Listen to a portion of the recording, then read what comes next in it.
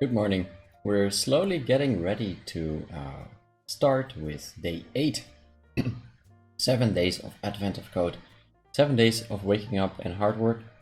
How are you doing? Is it going well? Have you been able to solve the puzzles?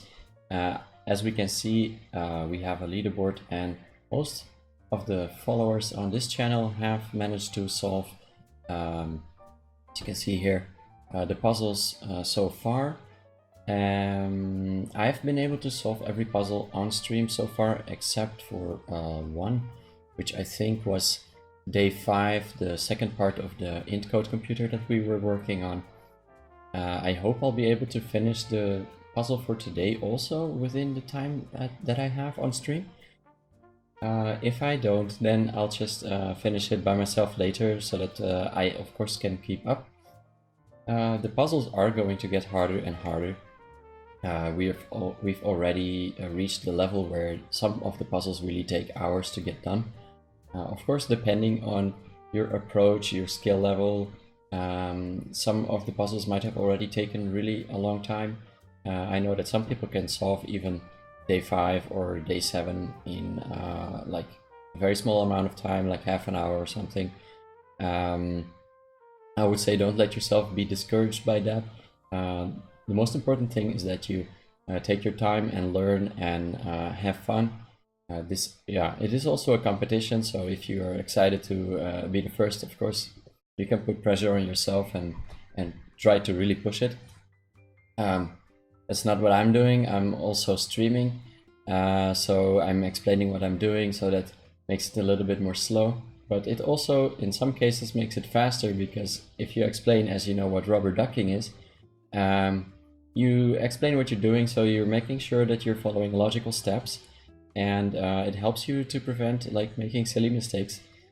So far I actually like it, and I think I've actually been faster than last year. Last year I was working just on my own, and I didn't have anyone. Well, I had a lot of colleagues to share the problems with, but that's always after I've already been struggling at them for a few hours. But now I can share as I go, and I can share my thoughts. I can visualize my thoughts also with a whiteboard, which I actually should put on the screen. And that helps a lot to not get lost or getting off track. 1 minute left. I now have a clock on screen also, as you can see here, so that it's a little bit more clear to see how long we have left. Last time I missed first 10 seconds. Not a big deal, of course, especially considering that it took me 3 hours to finish it. But this time I won't miss the jump. So day 8, I don't expect that we're going to have another int code computer today, because we had 3 so far, and one was yesterday. Yesterday we hooked up 5 of our int code computers in a loop, each one passing output to the next as input, and then running them in loop until it would halt. That was pretty cool. It's cool that you build something and you can actually use for some more, well, I wouldn't still call it practical, but at least you can actually run it on some actual problems. So that's fun. We're going to start with day 8 right now.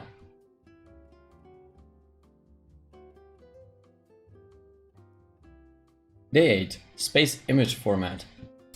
The elves' spirits are lifted when they realize you have an opportunity to reboot one of their Mars rovers.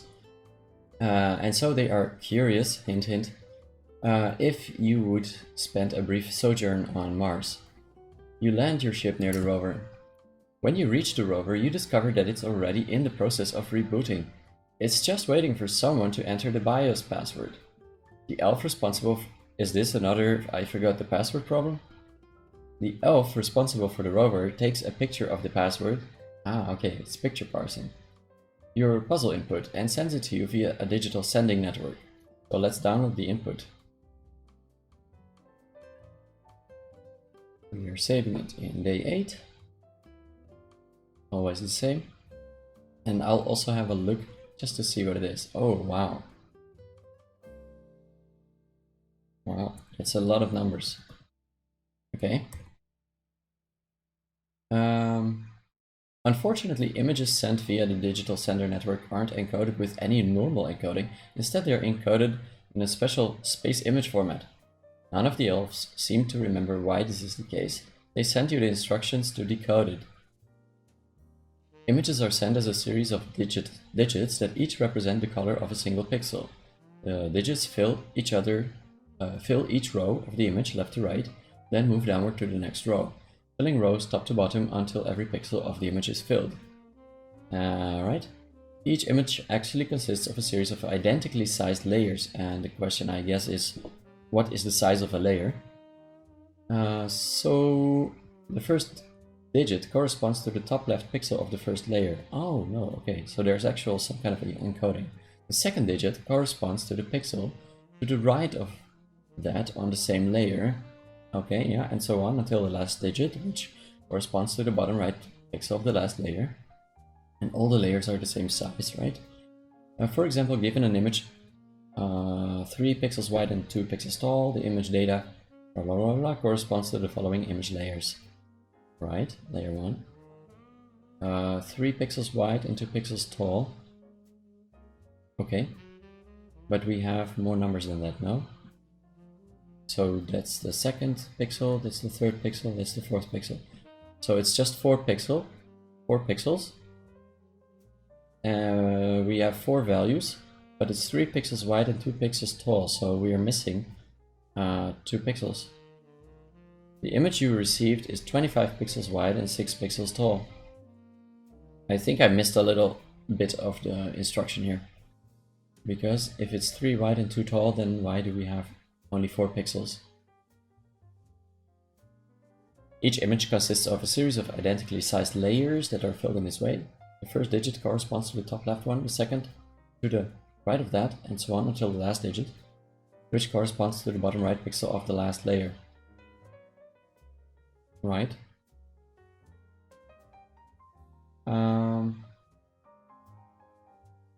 Well, I'm a little bit lost at this point because we should have 2 more pixels, but let's see. The image you received is 25 by 6. To make sure the image wasn't corrupted during transmission, the elves would like you to find the layer that contains the fewest 0 digits. Okay, on that layer, what is the number of 1 digits multiplied by the number of 2 digits?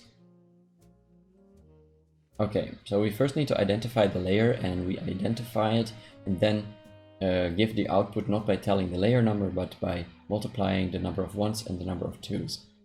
Okay.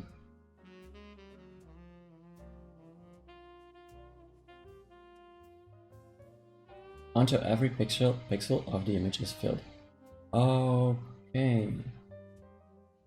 Given an image 3 pixels wide and 2 pixels tall, it goes like this.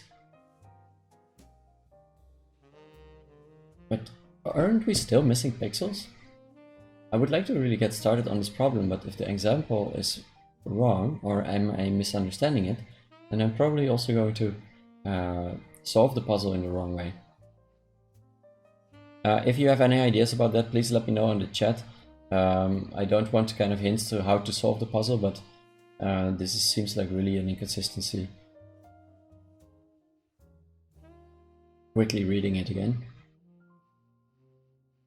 They fill each row from the left to the right, then move downward to the next row. Top to bottom until every pixel of the image is filled. I guess this is just a mistake and it should have been 2 by 2. I hope that's the case. I'm going to parse the input and let's just try.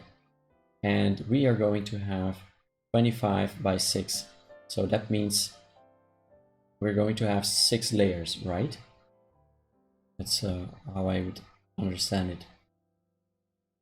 So let's... I think I might not use classes right now. It seems to be simple enough to just try. Or I will just write it in a big function foobar and put everything in there.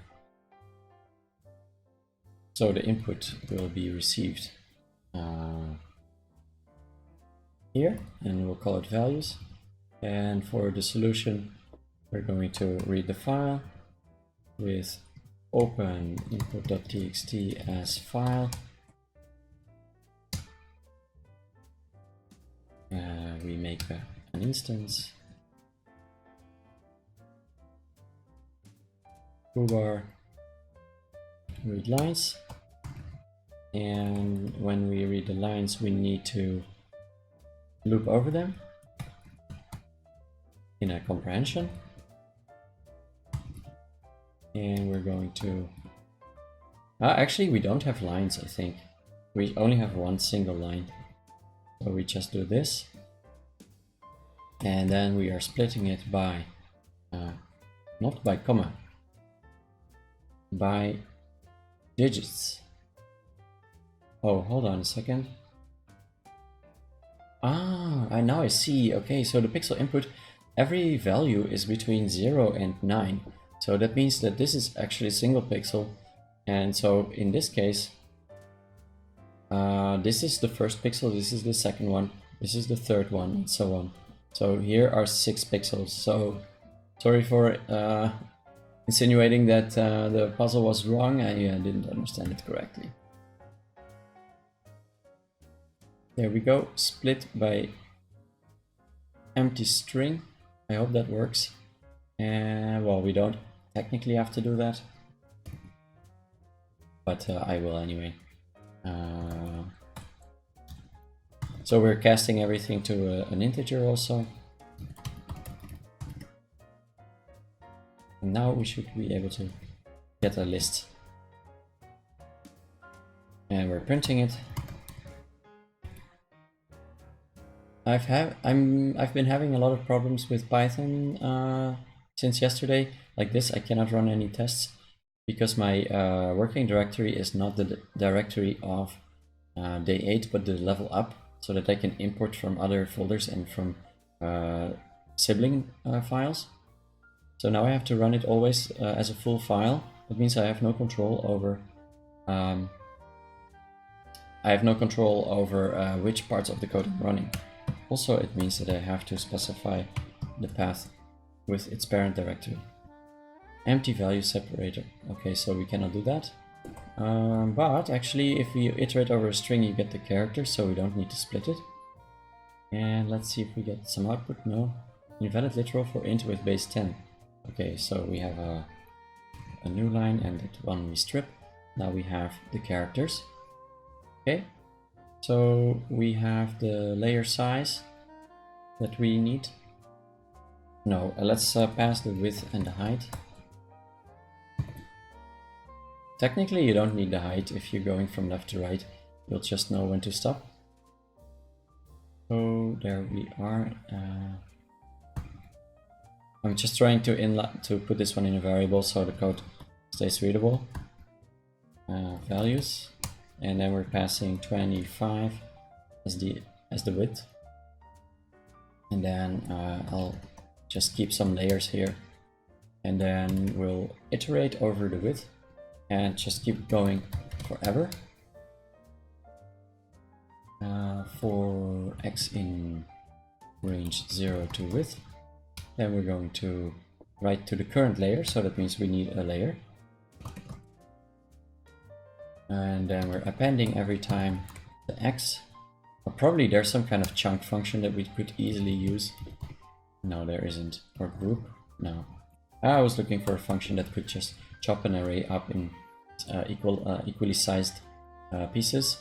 Probably we can do that, kind of. While true, the layer is basically the values starting from position y. So let's say we have a y position, and so on the first row y is 0, and on the second row y is 1, and we need to start from 25, so we need to start from width basically, and then take 25 characters. But now I'm not sure if the second argument is the length or the endpoint of the slice, so let's just try it out. Or well, I can just run this, I guess. And then layers.append layer. So now we probably have the layers already. I'll just print them. Oh, this is an infinite loop. We need to, let's say, we need to check if layer has any values. If layer empty, I'm not sure if that exists or no, it doesn't exist. So the length of the layer is 0, then we're going to break. And otherwise we append it. Okay, that didn't work because we're not incrementing the y value. And then we get an output. We get how many layers? We should get 6, I think. We should get, it's 25 by 6, right? It says 1. That seems incorrect. Oh, I'm checking the length of the layer. Okay. Let's print the layer and see what comes out. So we do get 25 characters, and then the next time we don't. So I guess that this is actually the endpoint and not the length. Now we actually get a lot, 600. Okay, something still goes wrong here. Let's start Python in interactive mode and play around a little bit. So let's say we have an array.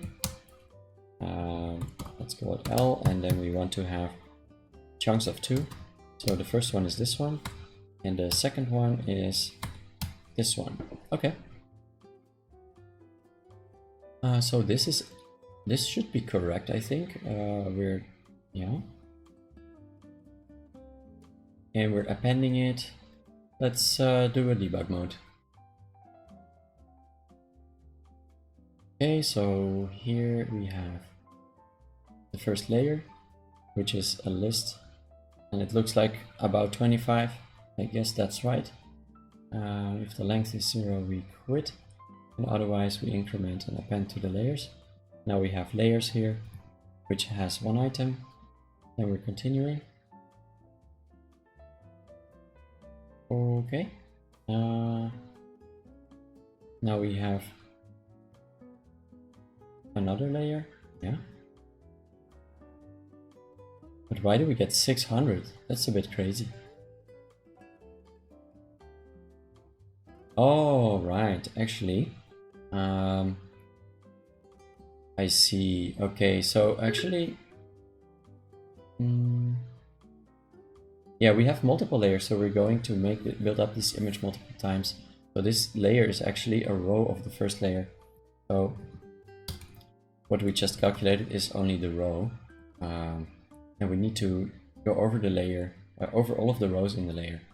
So while y is, let's say, smaller than. So I guess at this point we do need to know the height, because we don't really know how many layers there are. So I'm going to pass 6 as the height. And then we're just doing a for loop for y in range 0 to height. We're adding the row. Then we got append values. And that's it. Then we have a layer. And then if the length of the layer is 0, then we know we are done. But that's not necessary anymore. No, that is still necessary, because we don't know how many layers there are. So let's just keep going until we found an empty layer. Okay, this one didn't really go well. Okay, as long as we have data on the layer, we're going to iterate. Ah yeah, and now I guess we also need to take into account the layer index. So we cannot just assume that everything is in the first layer. So we have to make an offset. And we do that by keeping a layer index, and which we will increase.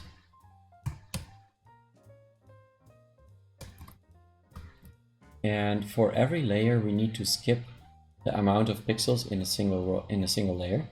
So the layer index, first we need to skip 0, it starts with 0, and we're going to skip the size of each layer, and size is the width by the height. Whoops. Let's see. I see Stovoy has already solved puzzle part 1. Emiflake has solved part 1, and Fuzzy McFuzz also. Congratulations, you three. A very good job. Super quick. Afterwards, do come in and show us how you did it. And here we also need to skip layer index by size. And then add the rest. So actually I'm going to call this one layer start, which should be consistent for every layer. And this one is the row start. There we go. Yeah, the row start actually should include the layer start, I would say. Then it looks a little bit more readable. Alright, base code is done. Oh, we get empty layers. Beautiful, but why? It keeps going forever. Okay, that's fine. That just means that we're going into this loop and we need to get out of it as soon as we can. How can we do that? When you slice, actually, when you slice, you get empty lists if you specify invalid values. But if you use indexing, you don't. So I guess what we can do is to just say, not if the length of the layer is 0, but if we reach the last point or something. Or let's say, what if we just check that the layer index is below the last layer, which should be the size times the number. We don't know how many numbers there are.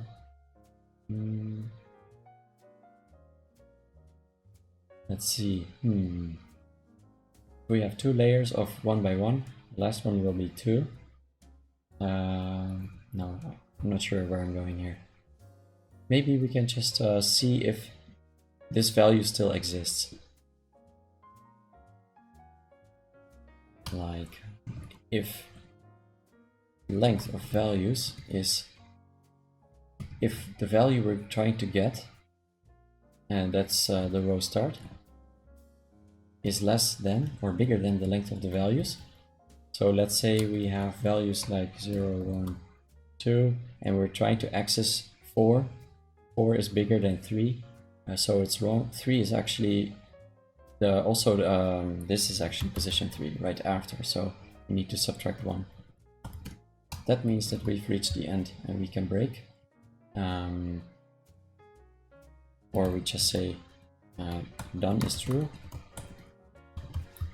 And then, otherwise we're going to append the layer. And if we're done, we're going to break. There is probably a much more elegant way to do this. But in Python you cannot break out of 2 loops, so you have to do weird workarounds like this. Right, row start, it didn't really work as I thought it would, so we are going to go into debug mode.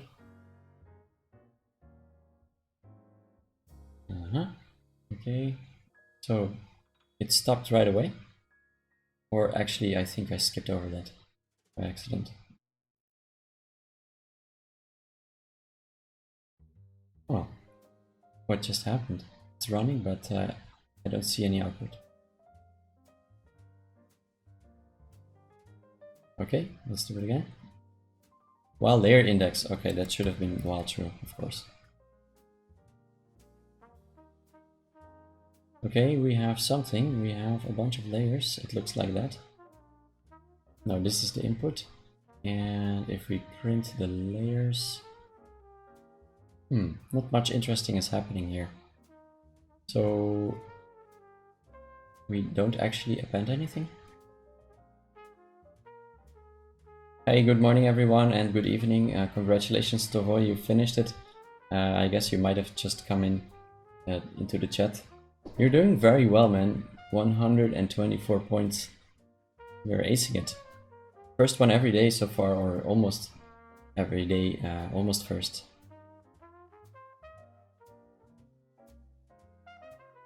Where are we? We're in our loop trying to build up the layers, and it's actually a very simple problem, this one, but you need to do your loops well. So we have the layer start at 0, and we go from 0 to the height, and we found the row start again. And then if it's more than the length of values -1, then we are done. And that's not the case, so we're appending. And we have the row that we are appending. So we made a layer, and let's see, now we're back in the loop. Okay. Oh yeah, we're doing every row, of course, so that should be about 6 layers. And then when the layers have reached 6, we should go on to the next one. So now we have 4. We're gonna do it one more time. And then until 5, and then it should go here. We're printing it. Okay. And if we're done, we're gonna break. And are we done? We should not be done, but it says we did. We are. Because at some point row start was higher than the length of values. That's a bit weird. Did that really happen? Oh, I initialized done with true. Come on. Of course that won't work. So we have now 100 layers apparently. So it's actually cool that you can send multiple layers, I guess, if you add them up. That means that you can create an arbitrary precision in like color resolution. So with only 9 digits, of course, the color resolution is very bad. But if you add layers upon layers upon layers forever, ever, it's going to be more and more precise. Okay, so now we actually need to figure out which one has the fewest zeros. So get layers is going to be the name of this function. Hey Fuzzy McFuzz, good morning. How are you? Oh, you did it. Nice. Good job. And in which language did you do it today? Python?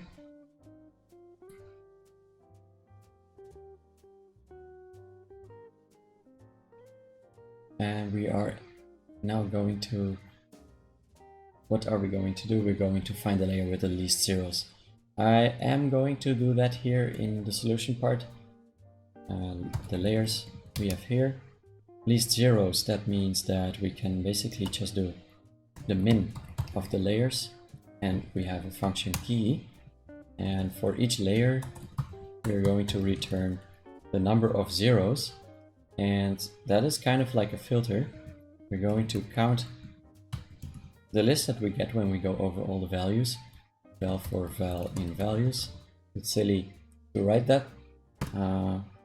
If val equals 0. And then we have the smallest layer. Layer 0. And then we're going to have to count there the number of 1 digits. Okay, I guess we need a counter, like a little count function. Count number with a layer and a number. And that's actually what this function is doing.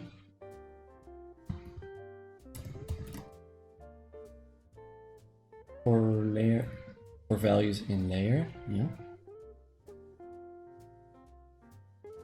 That's d.countNumber with the layer and number 0, and then number of ones is d.countNumber with the layer with layer 0, and then counting number 1, and number 2 is like this, and then printing number 1s by number 2s. We failed. We have renamed this one. The answer is not... Oh, I don't think it should be 0. Here we should pass the number. And then I guess we are going to be there. Not yet, still. Let's debug. Okay, so we do get a layer. It's not sure which layer this is. I hope it's the right one. And then we're going to count the numbers.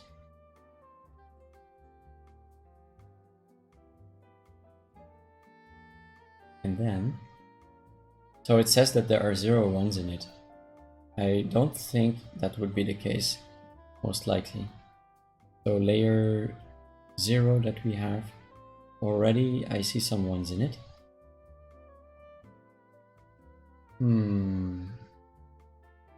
Are we not passing the layer correctly, perhaps? So layer 0 does really have those values. Let's actually do the list comprehension here in the console. And how was it for you, Fuzzy, to solve this puzzle today? Did you enjoy it? And did you get confused about the 6 pixels in this little example?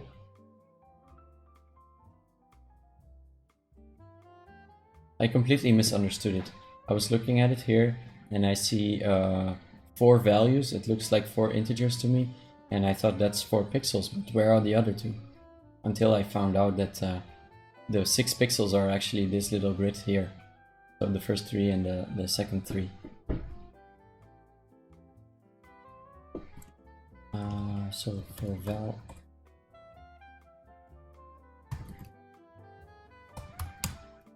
So why don't we get anything here? That's how the lists work, no? Oh, did we not parse it or something? No. Ah, of course. I should have... okay, so every layer contains rows with lists. Yeah. So we actually need to count. You know what? There might be some simple Python count if function. Nah.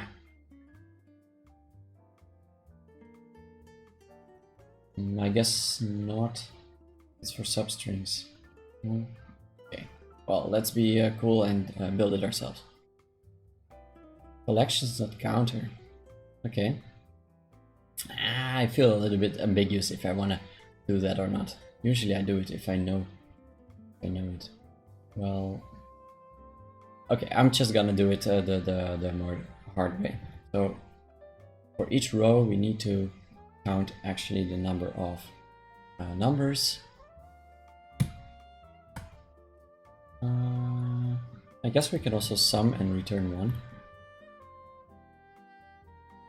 And then if the row... Okay, whatever, I'm just gonna write a loop. Count is 0 for row in layer, for value in row, if value equals number, count plus is 1, and then we return. So, you know, sometimes writing a loop is really simple. You really don't have to think about it. We return the count, of course, and then hopefully we get part 1. That's right, I have zoomed out apparently. Okay, part 2. Now you're ready to decode the image. The image is rendered by stacking the layers and aligning the pixels with the same positions in each layer. Okay? The digits indicate the color of the corresponding pixel. 0 is black, 1 is white, 2 is transparent. Okay. The layers are rendered with the first layer in front and the last layer in the back. Okay, so we have black, white, and transparent. So if a given position has a transparent pixel in the first and second layers, a black pixel in the third, and a white in the fourth, final image would have a black pixel. Oh, so we're not actually blending it. We're just kind of taking the last visible value. So the full image can be found by determining the top visible pixel in each position. Okay, I think that's going to be really quite easy. So let's go straight to the implementation. And what is the question? What message is produced after decoding your image? So we're going to have to read the image also. That's cool. Let's call it render layers. And from part 1, so we're going to read it again. Maybe I'll just make an init function here where we actually instantiate the day like this, and then we are saving the values in the class like this.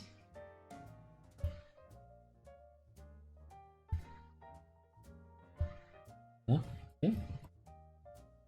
By the way, I changed the music today. It's no longer with singing. What do you think? Improvement or not?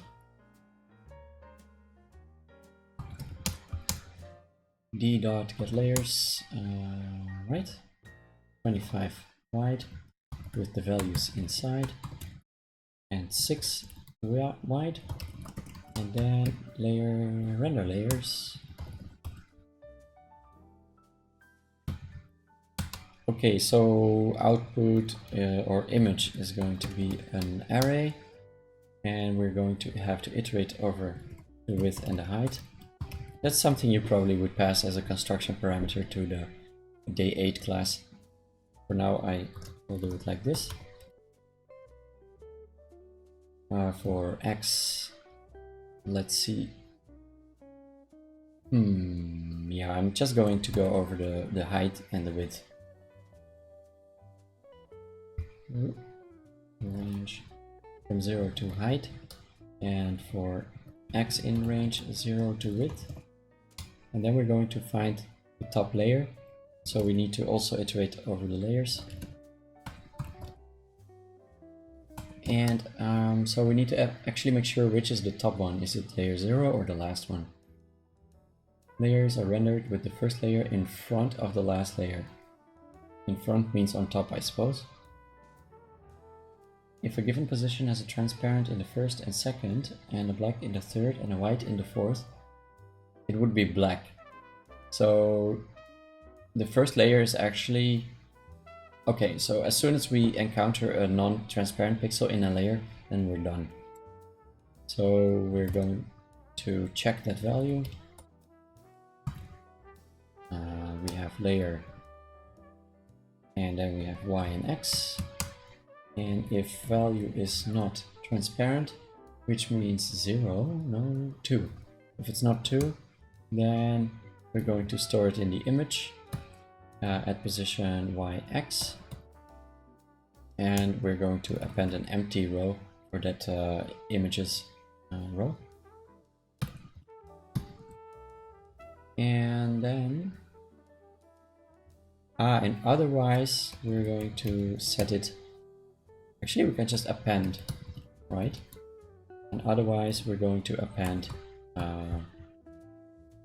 what are we going to append? 2? Yeah.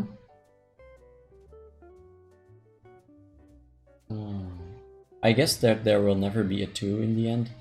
Or so let's say that we're going to skip. So we're not going to append anything. We're just breaking if we found the right layer. And then we're returning the image.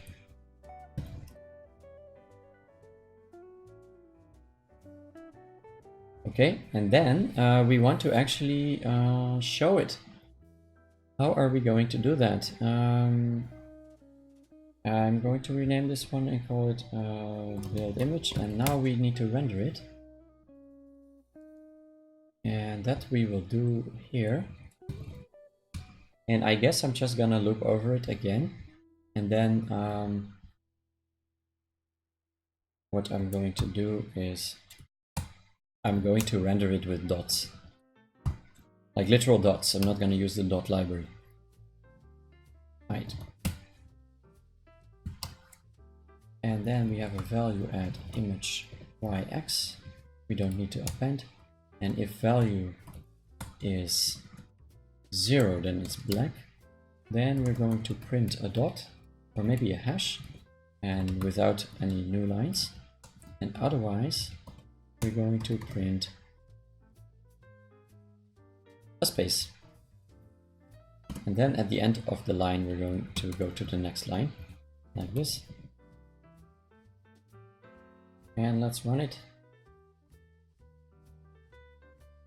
Oh, not sure that works. GZKJY. GZKJY. That was hard to read. Ah, correct. Okay, there we go.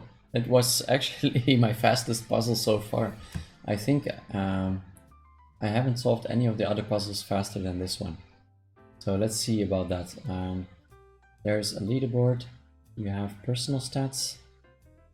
24 minutes for part 2. Yeah, that's true. Wow. Funny.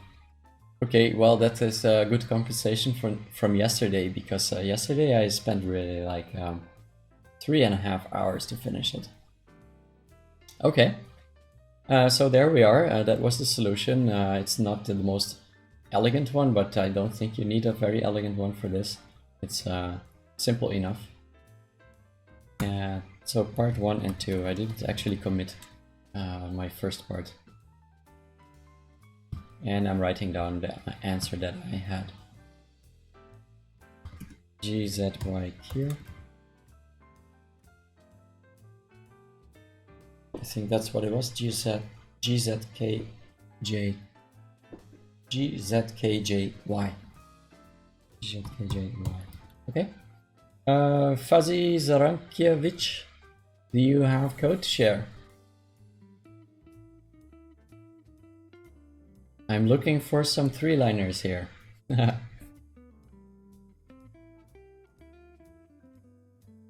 Yeah, sure, no problem. I see Emmy is also working on the puzzle. She's at part 2 right now. Go, Emily. Good luck.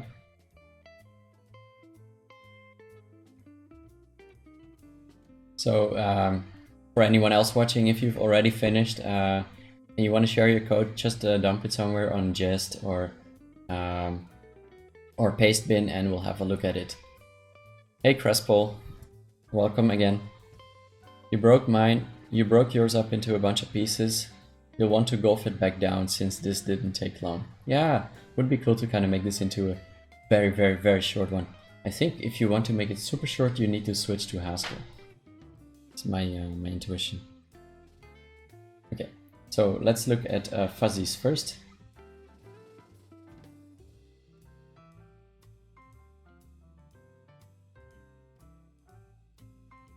Okay, I'm also going to copy it. Like this. Making a file actually.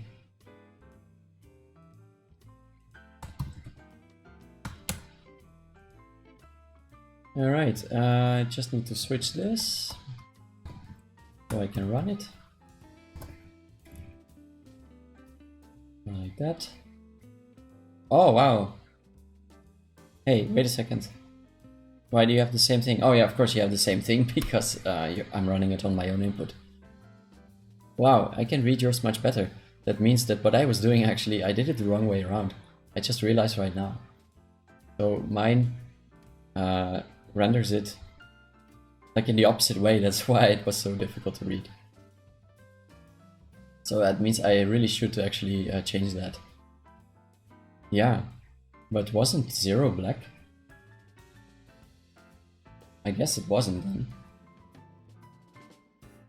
The final image would have black. 0 is black, 1 is white, 2 is transparent. And if value is 0, then I am rendering a hash. So, I'm really not sure how that works. I think I am rendering it correctly.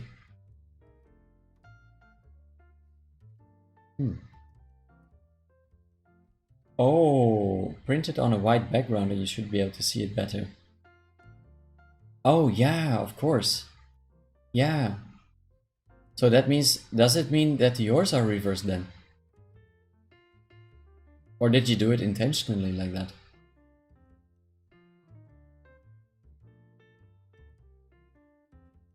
This is definitely more readable. Yeah. Okay, let's have a look at your code. So you open the input and you get the dig out of them. Don't you also get tired of writing this?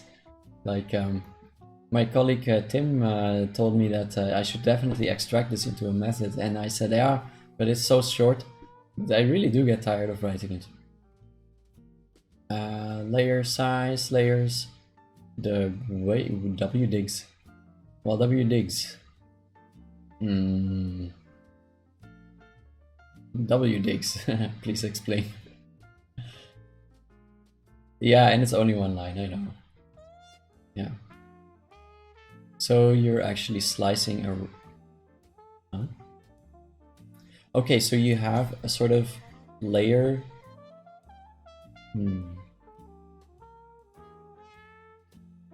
Okay, W is working. Didn't need it.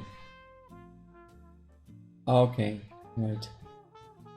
But I see that you're actually extracting two parts. You're extracting the part after the layer, until the layer, and after the layer. And then you're going to... okay. So you're doing a bit of a functional style programming. You're basically doing like head and tail equals like list. But you're splicing up the list at the right position. So you have your list and you're saying, okay, from this point I'm slicing it up, and this first point is going to be size long, basically, and then this is the rest. Yeah, that's a nice style. And then you can just keep doing it the same way, and you don't have to make a lot of arithmetic as I was doing. Yeah, it would be cool if you could actually pop multiple items from a list at the first position. So we have pop, of course, that does have an index, unlike most languages, doesn't it? Yeah. But then if you could also say a length, like 25 or something, that would actually be perfect. Okay, so then you have all the layers. That's quite a short way to do it. Yes. Then you're making lists. Yeah, why not? So you're doing a loop and checking for each of them how many you have. Oh, yeah, okay, so you're doing it for each layer, so you have a list of counts for every layer. Yep.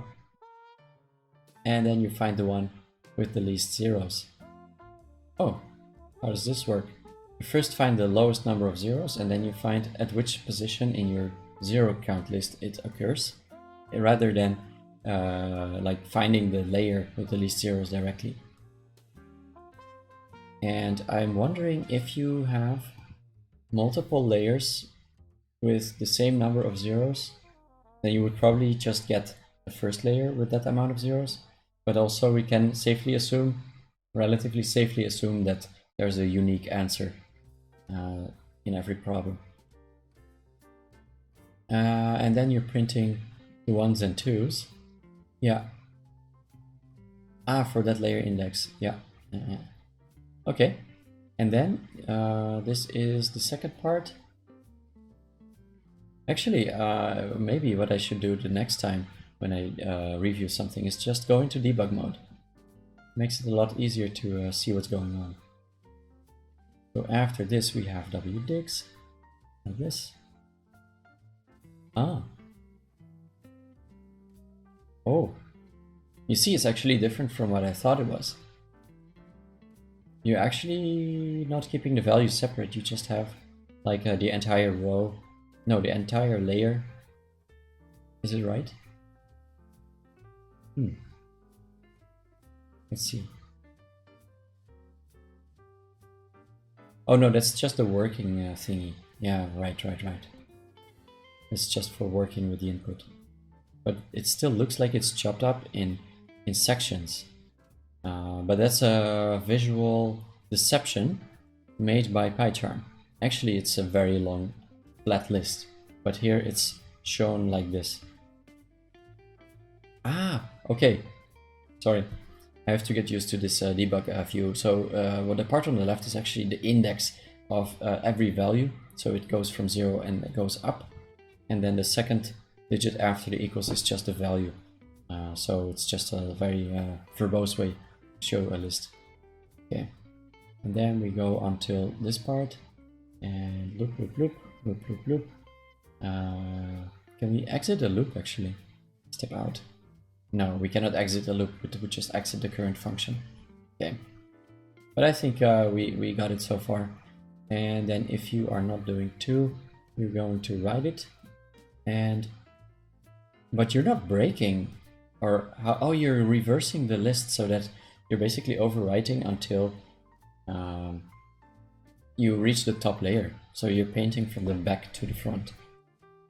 Another way to do it. So what I was doing in this part for the rendering, I was just going from the bottom to the top layer, and then as soon as I hit what I was doing, I was going from the top layer to the bottom, and on the first pixel that had a value, I would just break out of the loop. But another way to do it is if you're coming from 3D graphics or 2D graphics even, you just paint everything on the screen from the bottom to the top. And then, it doesn't matter. You don't have to think about transparency and stuff because you'll always override the pixel color.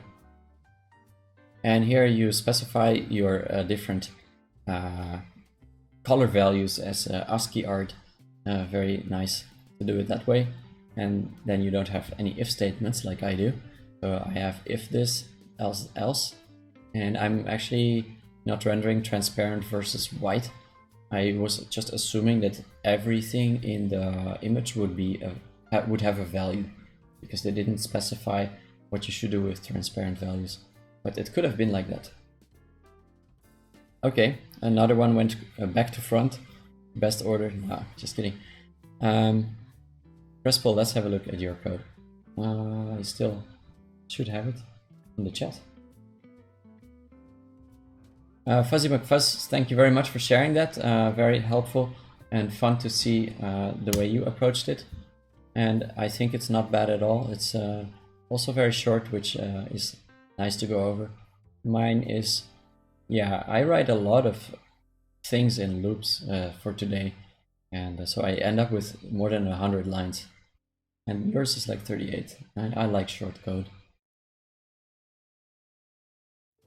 Okay, let's see. Crystal, of course. I still don't have a Ruby editor, but there are Ruby editors online. Online Crystal IDE or something, or Crystal Playground. Hey Emily, good morning. I see you finished, congratulations. You were working on it just a moment ago. How did you think, how did you like this one? Fun, boring, tough, easy? I want to run this, but of course we don't have the input. That's too bad. But, might not be that hard. Can probably just paste it. I can probably just paste it, I think. But it doesn't. I'm copying and I'm pasting. It doesn't want to paste it. How is that possible?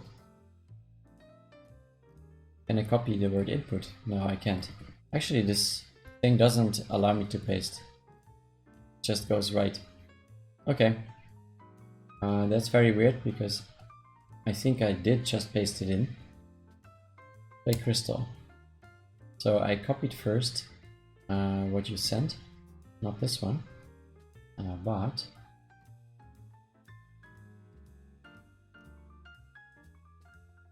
so I copied this one, and then I went here, and then maybe now I can still paste stuff. No, I can't. Okay, well, we'll just go over it without pasting. Oh. Maybe it did work. Maybe it worked. No? I get a lot of white space here. Okay, this is really black magic going on. So we require colorize. Okay, so you're printing colored output. That's fun. You parse the input, specify the sizes. You have 3 colors. All right. Yeah. Oh yeah. And so in Ruby and Crystal, also you have something called literals. I think they are kind of like enums, but you can define them on the spot. So as long as you just prefix something with a colon, it's going to be like a well, not especially recognized, but you know for sure that's immutable, and that it's clear that it's not just like a random string or something. And it's very common to do that in Python. Call them symbols or atoms sometimes. Yeah, right. So I think you could consider it as a value literal. And it's very nice to use them for switch statements and that sort of stuff. So you split the layers. Where do we start? We start here by splitting the layers based on the width and height. Okay, yeah, this is the kind of function I was talking about. Chunk, it's called in some languages. So you chunk it up in like a fixed size. Then you have a dash. I'm not sure what the dash is doing here. What is the dash doing there, Crespyl? Then you have your layers, and this is appending to a layer in Ruby. And you're going to reject everything that is nil. That's a filler in case the data size doesn't match the groups evenly. Wow. So Ruby actually has this function. That's amazing. It seems like a handy thing to have. And you're replacing everything or removing everything that is nil. And why do you expect a nil actually in your input? Because you're just getting characters, right? Or there might be a null character. Is that what you were thinking about? And if it's not a number, then you're also rejecting it. Nil has to do with the crystal type system, and I think I don't actually need that right now. Now that I'm explicitly adding the filler character, right? Nil's the default filler, yeah. So I guess if you have a certain kind of habit of doing things in a way that you know works, then it's even the fastest to just do it that way and not think about it. Especially in events like Advent of Code, that makes sense to do it that way. And then you're wrapping everything to an integer, yeah. And you don't return it, yeah, you do return it here. So I just got confused by an end statement. I thought the end, yeah, I was looking for the place where it starts, but I didn't see anything here, but it's actually the do here at the end. So how does that work? You have an array and you can just say do after it and it would just go over the array. So it's like do is kind of like map in some other languages, right? So we got the layers and then we were here and we're going to count the layers, or we're going to do something with the layers, which is counting for each layer the number of 1s, 0s and 2s. And you made a function count element that is doing a reduce, very popular on our channel. We use reducers, and you're counting up 1 in the case that the item is the same as the target and otherwise 0. Can you do it without this ternary operator? Can you just count this, like automatically convert it to booleans?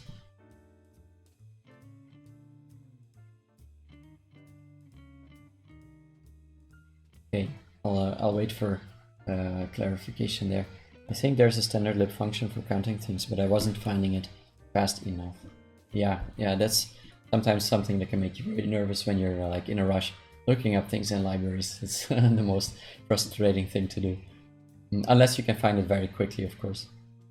So you're counting every type of number in the layers, and then you find the one with the least zeros. There's a function for that. That one is a bit longer than the other ones. and you're going over every layer count. Yeah. So you first initialize with the maximum integer. Is that because it would be impossible, for example, to initialize with nil? Because I tend to avoid using things like the maximum integer possible, just because it's kind of like a magic number, and probably you're not gonna hit it, but I usually initialize with some kind of nil value, and then I override it if counts is less than that one, or if least zeros is nil. So Crystal has a lot of static checks to prevent you doing operations on nil. So I guess that's one of the added benefits of Crystal then, that you don't get these things. I wanted one-liners, yes. I'm still practicing your name, Zarankiewicz. Thank you. If you're going to paste a one-liner, I will show it definitely. So let's keep going. So you're initializing and you're keeping the index and returning the index of the least ones, and then you're going to count, take the counts that you pre-calculated and multiply them. Then for the rendering, you're flattening all the layers by first creating an output array and then reversing the layers, so that's also back to front indeed. And then let's see, we're iterating over each layer, and then depending on the type of value you have, you're going to output it. But you're making a single list, so just a list, and then you're probably chopping it up after you're going to when you're going to render it. So yeah, of course, that's interesting. Okay, so you're just taking every pixel value and printing it on the screen, but if you end up on the position where you reach the end of the row, you're printing a new line. So basically you don't need a 2D grid. And I found that I am rewriting the same kind of 2D for loop every time. Here I have one for the printing, and here I have one for building the image. Here I have one for building counting the numbers. But yeah, you can do it also without a 2D grid.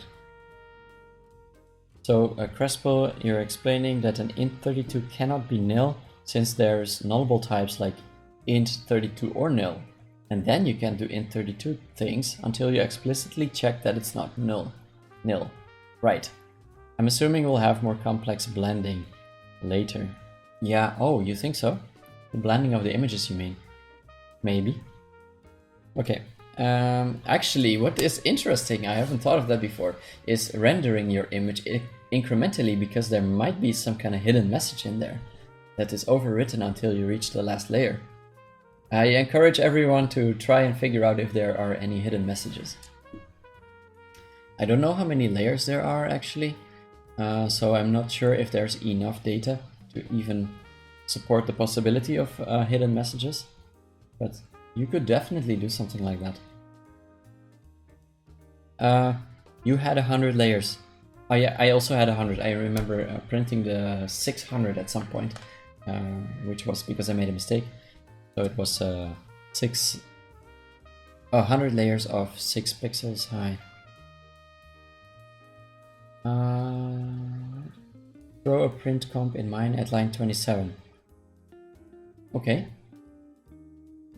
Let's see here. 27, yes. Oh, right.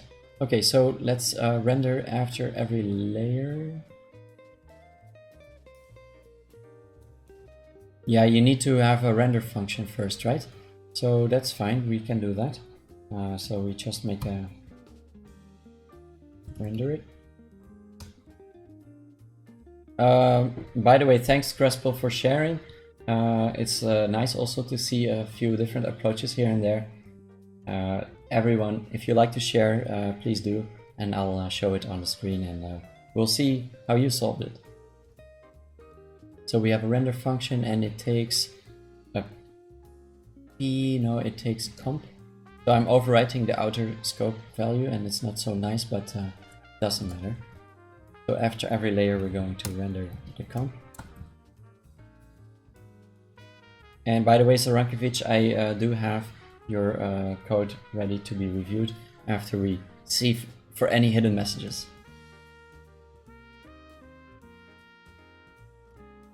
Okay, so I will just break. Nothing interesting, you say? Okay.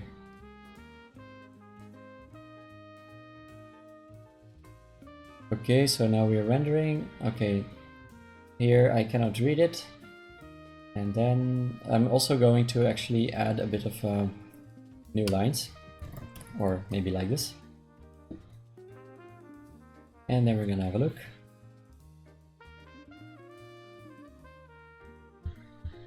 In a plain text file.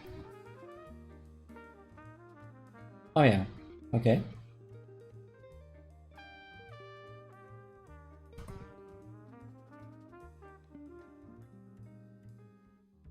Yeah, I guess you wouldn't be able to read it very easily, but it seems like a bunch of random stuff. It doesn't look really much like numbers. Well, here, actually you see something, but it's basically just the proto version of this number, this output. Yeah. Okay, just noise. Yep. All right, Zarankiewicz. Let's go to your one-liner. Well, it might be short, not a one-liner. I hope that would be kind of blowing my mind a bit too much. Yeah, I found it back in the chat log.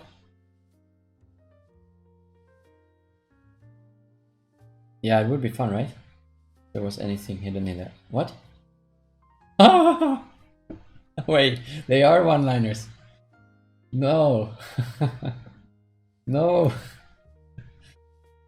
How is that possible? Oh my god. Okay, let's go over this. This is crazy. My god, I'm actually overwhelmed.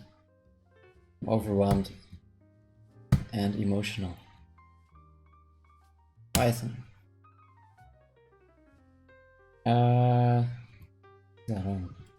Which? Wow. Did you do it in one go, or did you just... I think you said you were gonna golf it up. Or was that someone else?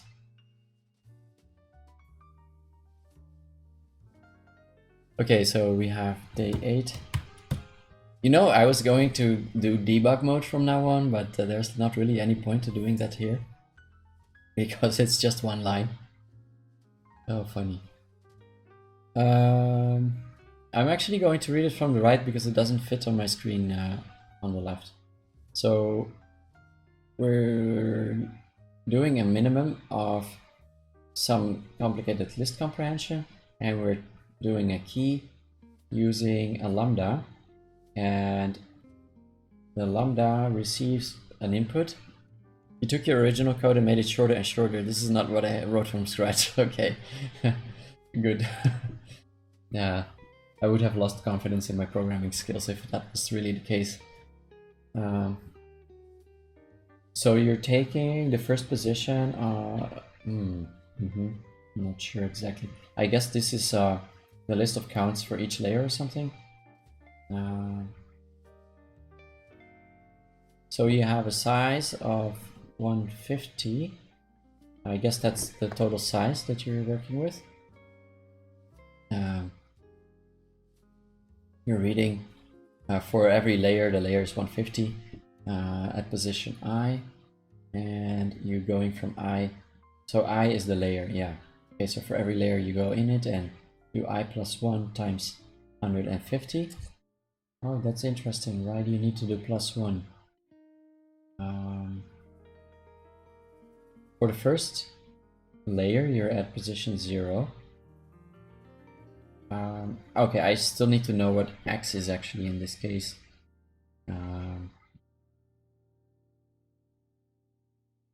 So you're looping over every layer, and this, what would return it?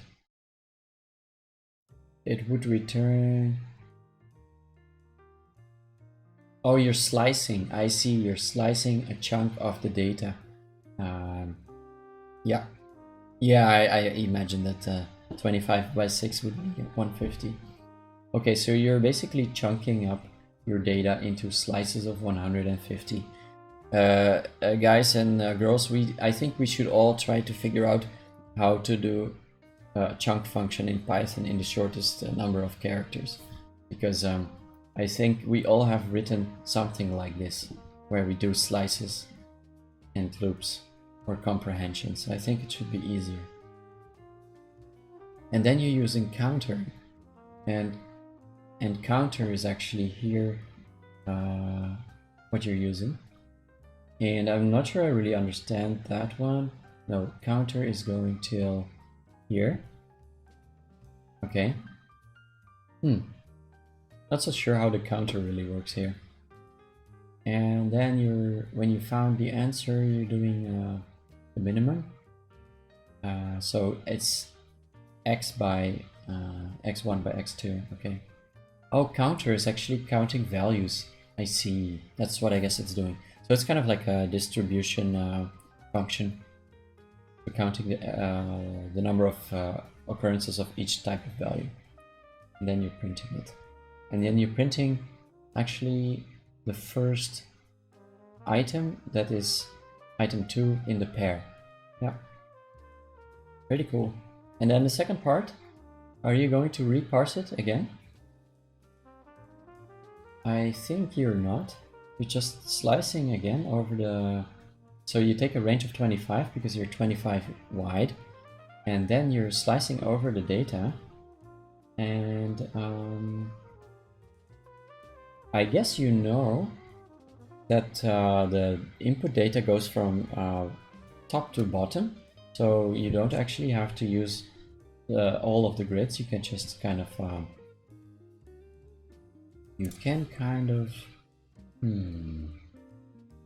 you just can go left to right over all of the inputs, and in case you don't need to render it, then what happens? How does overwriting work here?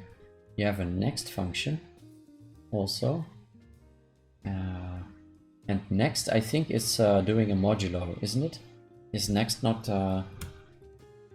so next in a list like this would be the same as you have a list and you're taking element 1, 2, 3 with some kind of modulo in it. Modulo length of the list. Is that right?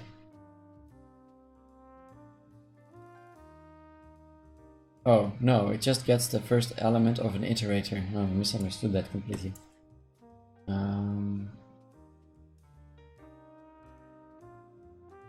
If x is not 2. Yeah, this part is pretty funky, actually. That means that I'm not really sure how it works. So this is... Yeah, you get the data, which is 0, 1, or 2, and you're iterating over the entire data array.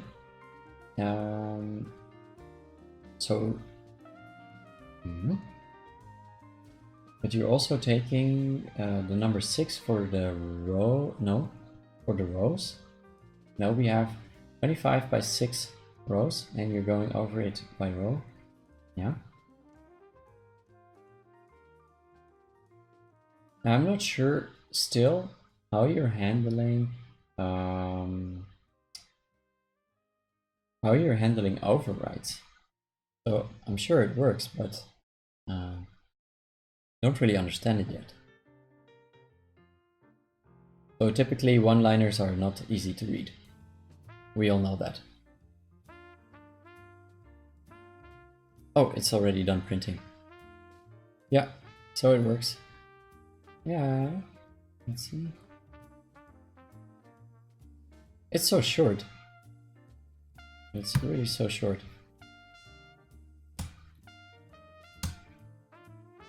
Sorry if it's a bit boring for me to kind of go over this function, but I really want to figure it out. If you can help me understand it, please go ahead and explain. So we have an iterator here, and we have another iterator and an iterator outside of it. So we join by lines, and here we join by rows. So this is the row iterator. And then the rows are built up by going over a range of 25, and so by going over the 25 values in a row. So far this just looks like 2 loops. That's actually not that hard. And then here next, yeah, you're going over. So data J25, this part, it just takes all the J and Y pixels from all 100 layers. Oh, I see. And then next we'll just get the first element. So that means that basically what you're doing is the same as this. That's what you mean?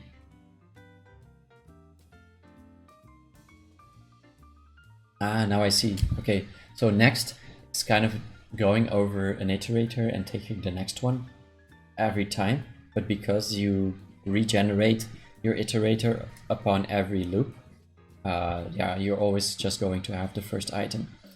But because of the next function, I thought that you might kind of iterate over something, and it was a kind of crazy hack to do very imperative code inside a list comprehension, but turns out that's not the case.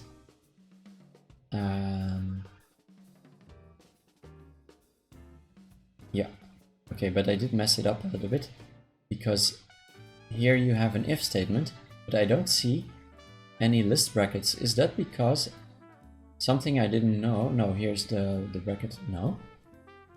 Are you allowed to write list comprehensions without the outer brackets? Is that really the case? So x times 2 for x in range 0 to 10? No. Depends on the context. Is it possible like this? Oh, I see. Wow, I didn't know that. If you write it without outer brackets, you get an iterator rather than a list. But I think you always get an iterator. Oh, no, you don't. Wow, cool. Another thing I learned. Yeah, I learned 2 things. Is that a Python 3 thing, or is that the way it's always been in Python?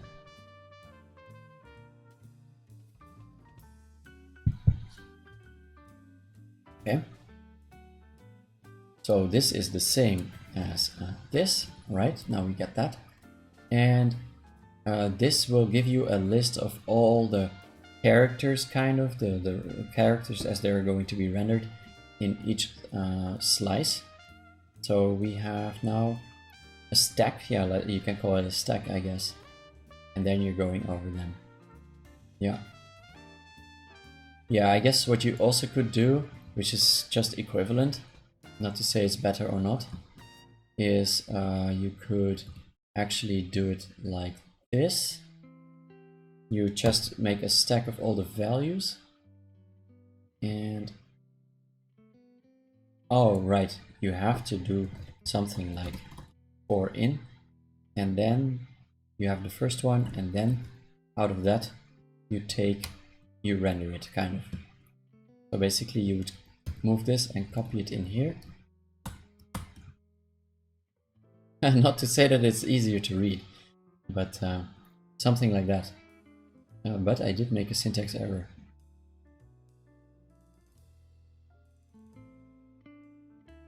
X for X in. I find this a little bit weird that you have to do it in Python. Why can't we just write for in? Ah yeah, because here we need to define a variable.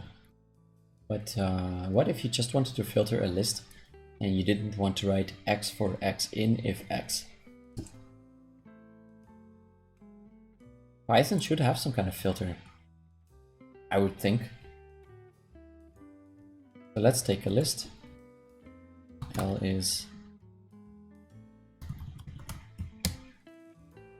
So it's funny when you're together with a bunch of Python people, you can learn something. So filter L and then a lambda x equals 2. No, filter doesn't exist. Function object is not iterable. Okay, I guess that's because I'm doing it the wrong way. Yeah, we get a filter object. And then we want to make it into a list.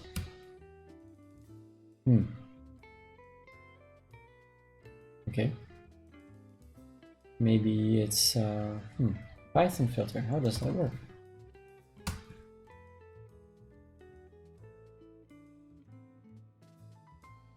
So for those who are watching and who haven't joined the leaderboard, please do have a look right there. There's a leaderboard and you can join it. All you need to do is to take this code and go on Advent of Code and join a private leaderboard, and you'll show up right there. Please do let me know if you signed up so that I can add you with the correct name. You might have a different name on Advent of Code than on Twitch, so I can create an alias for you on the screen. I forgot an X after the lambda. Right here. Oh, yeah, I did. Right. Okay, so filters do work. And now the question is, are they actually shorter than doing a comprehension? X for X in L, where X is bigger than, where X is 2. Oops. If X is 2. And the other one was like this. Okay, so the comprehensions are really quite short. Even if I personally think that this first x4 in should not be necessary. Python shortest way to write filter. Fast filter. Yeah, this is of course a bit of a noob search. And we cannot find something like that. No. Okay. So that means we have the stack and we take the first item from the stack and then printing it. We're actually joining it with an empty character, and so we have a continuous string for every row, and then you're joining it with new lines. Yep. I guess I know a way to make it shorter, and that is going to be printing without a join, and we're going to actually write brackets around this and add a dash. No, hold on a second. Right here. A new line, I mean, sorry. And then can we remove these parentheses? Maybe, maybe not. Looks like we can. We get a generator object. Oh no, I'm in the wrong place. So maybe it doesn't work actually.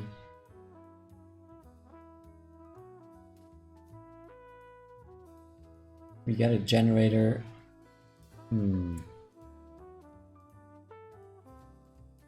Not sure why. Okay, so we get basically a list of lines that include the new line, and then we still need to kind of right. Okay. So we get basically a list of strings, and then we still need to kind of concatenate them or print each of them.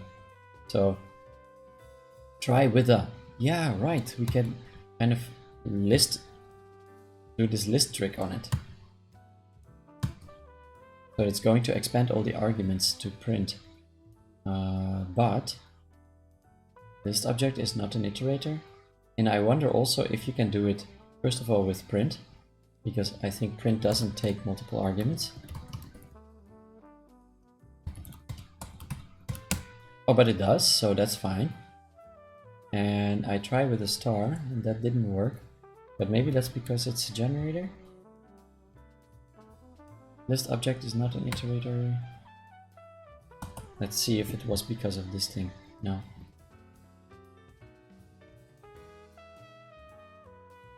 Crespyl, what were you saying? What do you know? That Crystal standard lib... Crespyl said Crystal... Yeah, so it's confusing. Crespyl and Crystal. What do you know? Crystal standard lib count items matching X function I was looking for is called array count. Okay. Is that confusing? Let's see. Array count. Well, I guess it makes sense. So, happy to find a new function in your standard toolkit, right? We're still trying to figure out how to make this work. The problem with multiple arguments in print is that it adds spaces, unless, of course, there was some kind of way to prevent that. Like sep. Yeah, but then it does get longer again. But it still didn't work. And if we are just printing a list, we would get list object is not an iterator. I feel like the error is actually about something else and not really about yeah, where is the error happening? It says here, but I don't think this is really an issue. Yeah, okay. Well, I guess we're done optimizing this part. Is there anyone else who has some code to share? It doesn't have to be Python, by the way. It can be Haskell or even C or Bash, of course, if you're one of those who are able to do things in Bash.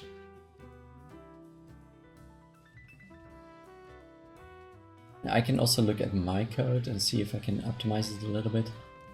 Oh, now it looks so ugly compared with what you guys have made. You have some Haskell, nice. I checked out your GitHub, Emily, and I see you do a lot of Haskell, is that right?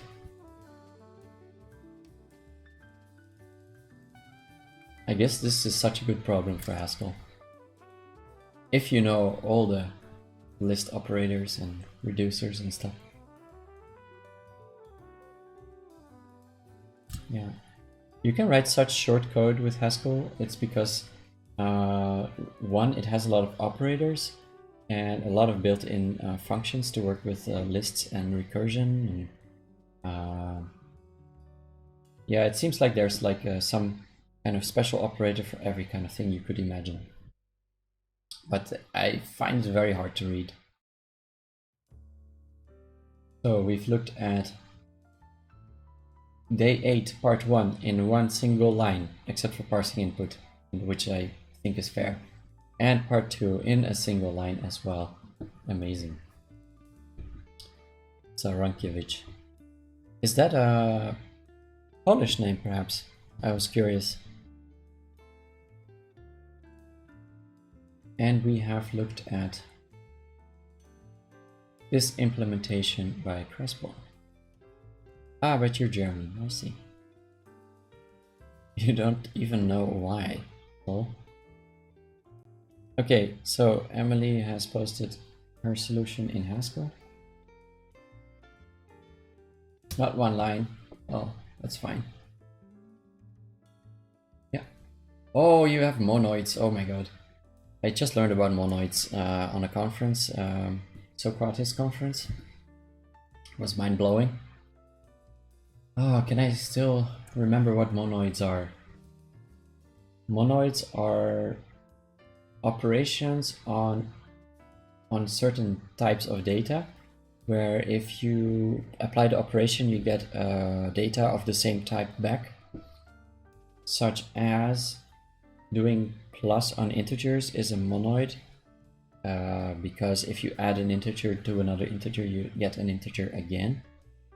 And that is very useful because that, oh, and there is another requirement that you can apply them in any order. So it's the case for plus, for example. So if you do 1 plus 2 and then plus 3, you get 6. But if you do first 2 plus 3 and then plus 1, you also get 6. So that they are kind of associative, I think, or commutative. Oh, monoids needs to have the 0 element also, which means that there is an operation where if you apply it, you would still get the same output, right? And then the advantage of that is that you can optimize for parallelization because you can apply the operations in different orders, and you can do divide and conquer. For example, you have a very complex input and you can divide it up in different parts, calculate them separately, and then add them back up together. Am I in the right direction?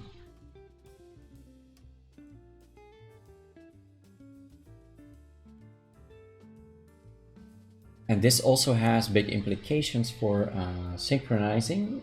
So let's say you're building an online collaborative tool where people can write text together.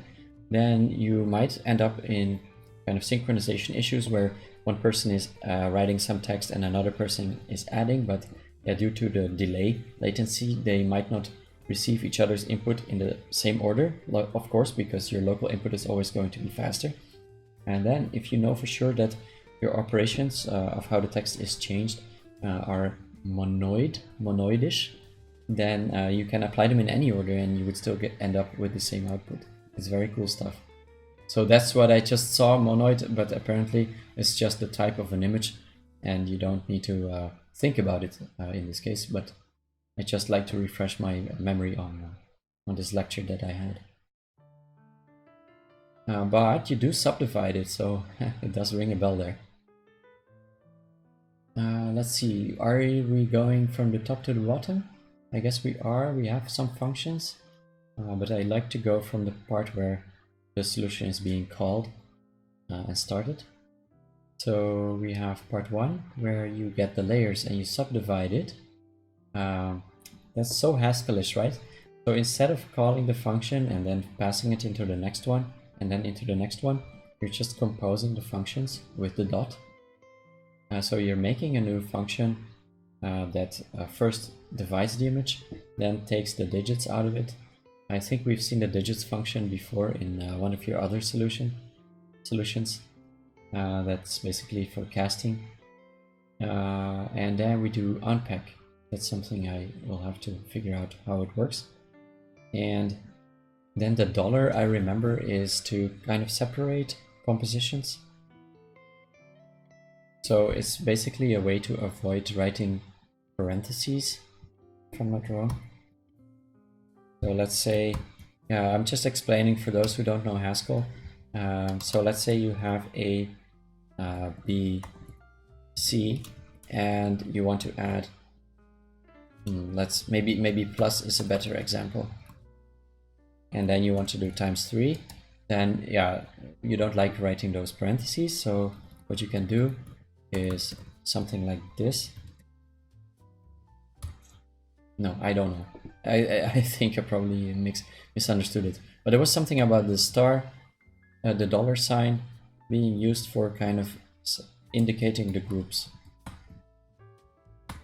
But I'm sure Emily can explain how that works. It's a low precedence, but it's still an operator, or not. And if it's an operator, what does it actually do? So is it also composition, just like the dot? And the real use in this case is mconcat, which is of type monad A. Okay. Which means you can take a list of monoids and just add all of them. Okay, and then you get a new list. Okay. It just applies its left-hand side to the right-hand side. Oh, okay, so this is a function, and you want to pass t into the function. And so instead of writing like A, B, C with a new argument D, you don't need to do that, and you can just use the dollar like that. It makes it a lot easier to type and a bit more clean. Very mathematical. Yeah. Okay. So that's how you get all the layers and t-unpack. Let's see if we can find it in here. It's probably from a library. It's text. Okay. So digits is mapping all the digits to ints. So I guess you could probably just inline that, right? You could just write here digit to int and get the same effect. And t-unpack. It's a little bit of a mistake. Text is not the same as string in Haskell. So it's a little conversion I left in there. Oh, okay, so you're now doing a kind of, you're converting. Oh. It's unpacking the types. Is that what it is? Is it actually like unboxing in Java? So you're taking an object and converting a wrapper object and converting it to a more primitive? Yeah. Okay. So then you have all the layers, and then in pure.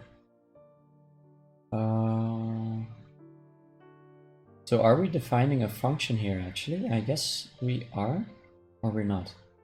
It's something I never know in Haskell, if you're actually calculating something or just defining a function. Pure dot. So we're doing it again, functional composition. We're counting the ones and the twos and then find the minimum by comparing the length of whatever array you...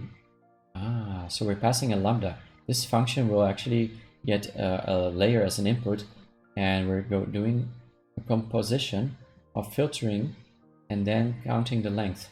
But now I'm wondering, why do you not need to first filter and then compose it with the length? That's something that we might need to understand better. Yeah, and so you're reading the file as a text, and I'm converting it to string. In Haskell, string is a linked list, which is slow. Okay, right. It is a first filter, then length. Composition is right to left. Oh god, yeah, right. Okay, yeah, that's something that takes used to, I guess.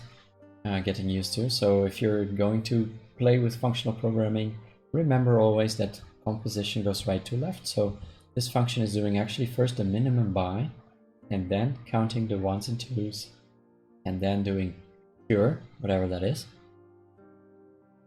Yeah. So if it goes right to left, that means that just copying what Emily wrote here on the screen. You meant it the other way around, so let's double check that.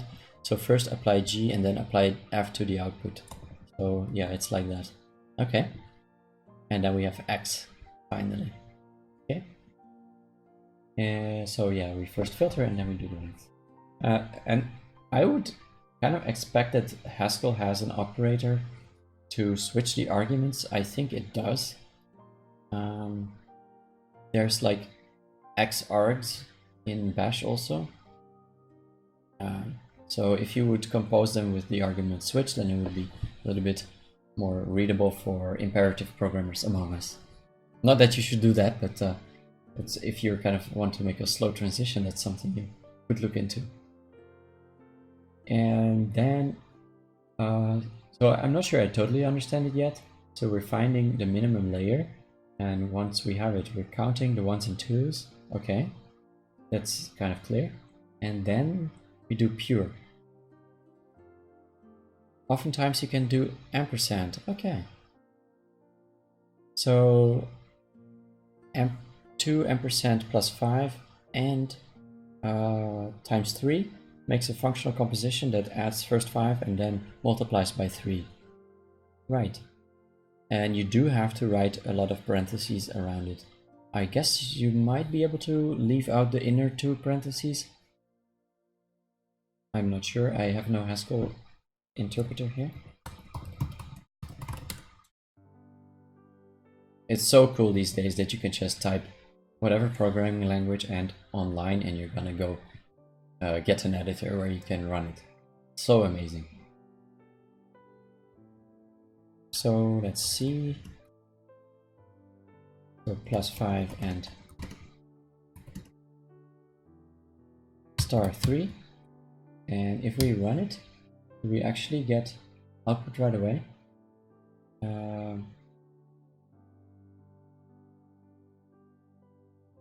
We need...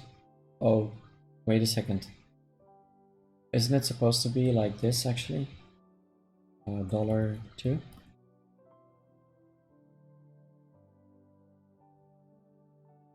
Perhaps you meant min. Module header, import declaration, or top declaration expected. Module foobar, I guess.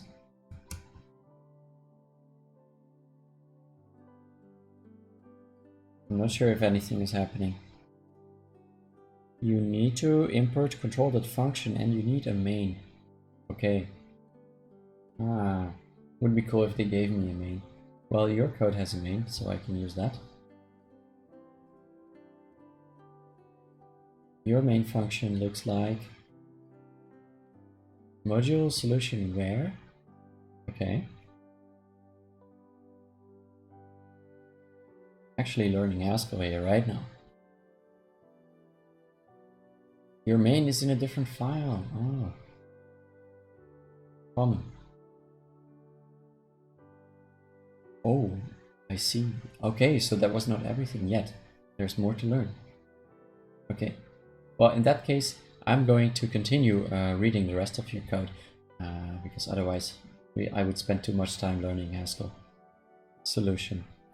So pure is again some magic you need because how you decided to structure your project. But you can see it as a kind of return. Okay, that makes sense. Okay, so then you're returning the result, and for solution 2, you subdivide the image again, so you get the layers just like before, and then you're using mconcat and you're mapping stuff. So basically what you're doing is just, you're going to print it, and to do that, you're going to need to write layer by layer.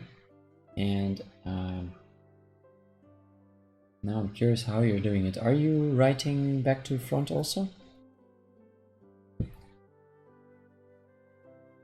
So you're making an image, image height and image width, you have 10 by 10. Curious why you have 10 by 10. Was this your size input? mconcat takes care of merging layers. Okay. Yeah. And mconcat is built in, I suppose. Although I don't see an import anywhere. Perhaps I could do a search. Or perhaps it's using some kind of generic monoid as an input. So basically it can already do it out of the box as long as your input is a monoid. Then I wonder what mconcat does in general.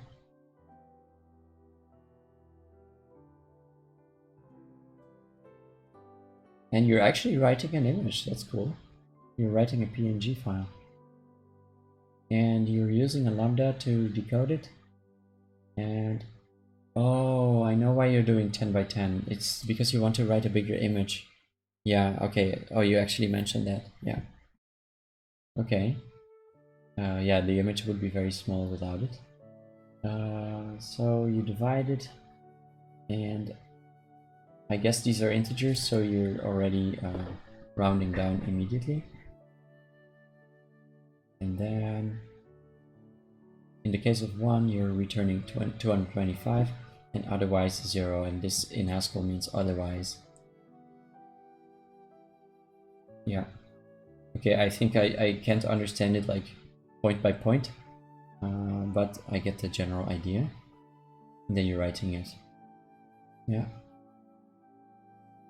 Cool. Oh, the decode image is also important. Let's see how it looks. So you're taking the image as a list, I guess. And you're zipping the image data with an infinite list starting from 0. So you get basically a list of the data with the index. So in Python, that would basically be something like for x in enumerate list, my list, or image data in this case. Sorry, that of course would have an iterator. So this is the Python equivalent for that. And then you're calculating x, y, and v, and x is the modulo by width, and y is the division of the index by image width, and then you're truncating the floating part. So these are all integers because the y position is of course an integer, and if you're just dividing the index by the width, you will have in many cases doubles, but the typing system here helps you to avoid that problem. And then value is in the end e. Yeah, okay. Div is always from integrals, and slash would be normal division. Okay, yeah. And then there's another notation in Haskell that might be interesting for the Pythonic. How do you call a person who programs Python, by the way? Pythons? So for those Pythons among us, you can infix any function in Haskell by using the backticks, if I am not mistaken, of course. So there are not really... Yeah, actually, there are infixed operators in Haskell. Of course, an example of that would be the composition function, but you can also make your own. Right? And that means that we now have a list of x and y and a value for that position. And then you're actually creating it into a map. So that means that we can efficiently look up pixel values at the x and y position. It's handy that in Haskell apparently you have such a function. Is anyone using Kotlin, by the way? I've been using Kotlin for some time, and something that bothered me is that I have a lot of cases where I do have a list of keys and values and I want to turn it into a map or a dictionary. And actually it's not that trivial in Kotlin, despite the many collection extensions that it has. You have to use some kind of collect function which returns pairs, or not pairs, entries, and it's kind of ugly. It just doesn't read very well. Here's quite clean. Yeah, so I'll show you because you know, I might be wrong and I don't want to say something that might be wrong, but Kotlin create map from dictionary or from list, sorry, list of pairs.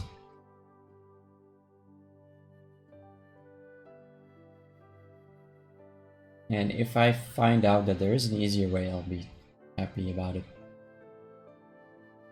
So how do they do it? Oh, associate. Oh, that's actually easy. I didn't know that one existed. And you see some nice Dutch advertisements here. I'm in Belgium, by the way. And I haven't installed AdBlock on my Safari browser. So you can do associate, and this passes a lambda which takes an input, but that actually, this would just, right, put the keys and values into it. But what are the other options? Associate by. Okay, I really didn't figure that out, that there is an associate by. Yeah.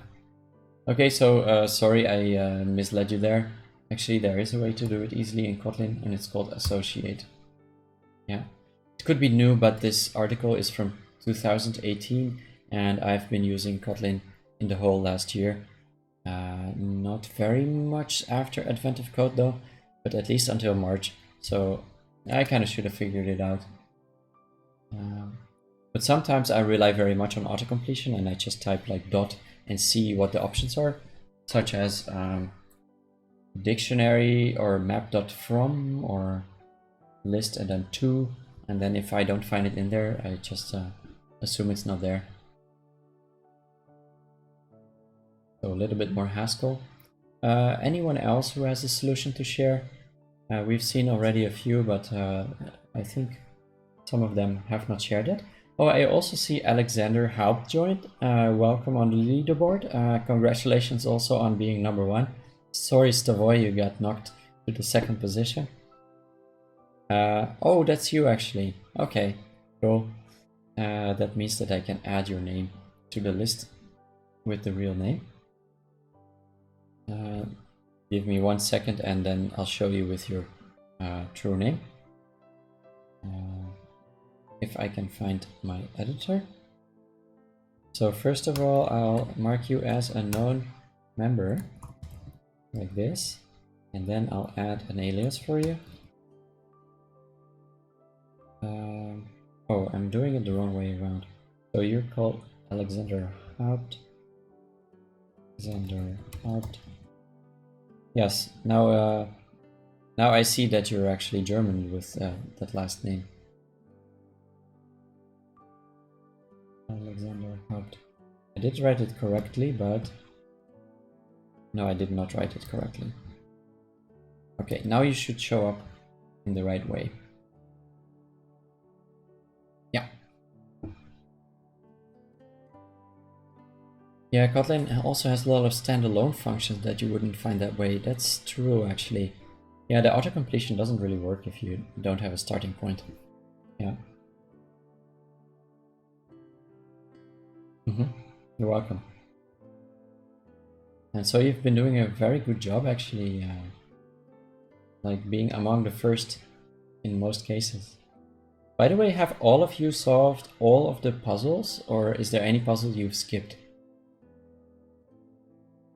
Out of curiosity.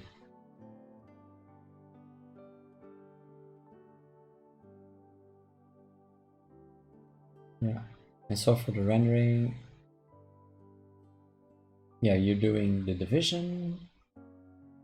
Yeah, and making an image out of that. And you just have a lambda. Basically, you need to provide a lambda for all the positions. Ah, I see. So actually, to make an image, you can just provide it a list of pixels with a, and then with a function to kind of go over them. Right. And then you're applying that to all of your input. Yeah, cool. You're all up to date. Very functional library. Yeah, I'm not surprised. Or are you talking about Kotlin still, I mean? Ah, your image. Yeah, I wanted to see that.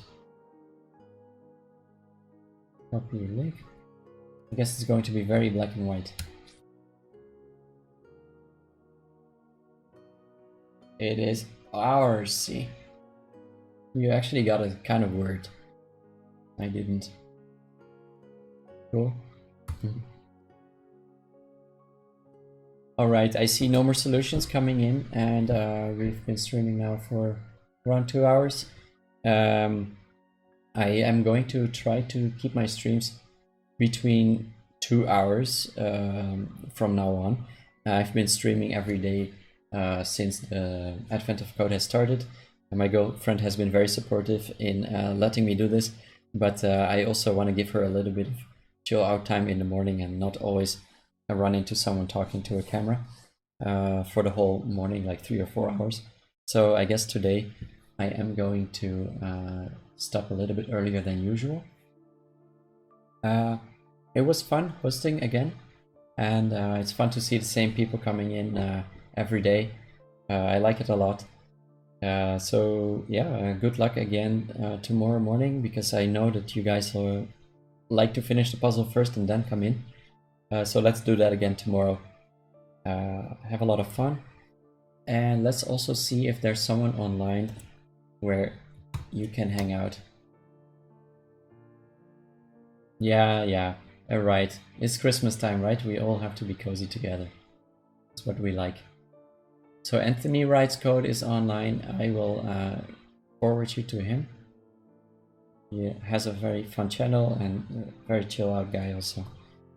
So let's go there. Anthony Wright's code. A bientôt. I do speak a tiny bit of French, not so much. So I think the raid should be starting now. I'm not really sure how it works. I don't get any message from it. So see you tomorrow. Have fun and good luck, and a Merry Christmas and December month. You're very welcome. See you again.